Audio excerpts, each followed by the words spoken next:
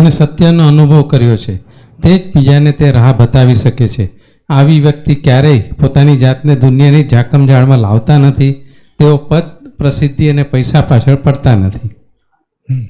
સમ્યક દર્શન આત્મ સાક્ષાત્કાર મેળવવા માટે પોતે સત્યનો સ્વીકાર કરવા એટલે રેડી ટુ એક્સેપ્ટ, અને તે સત્ય અનુસાર પોતાને બદલવા એટલે કે રેડી ટુ ચેન્જ માટે તૈયાર હોવા જોઈએ. બોલો, કોણ તૈયાર છે? સરસ.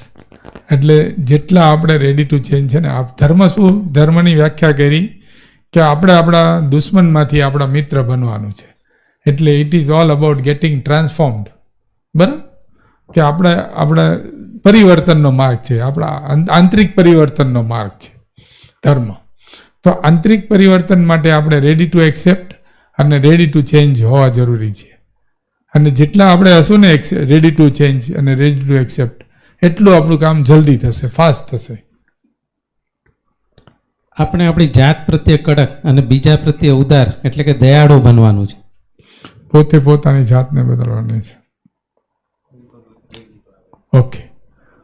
એટલે stick with the self, linear with others. અત્યારે આપણે ઉલટું છે, આપણને બીજાનો છે ને નાનો દોષ મોટો લાગે છે અને આપણો મોટો દોષ નાનો લાગે છે.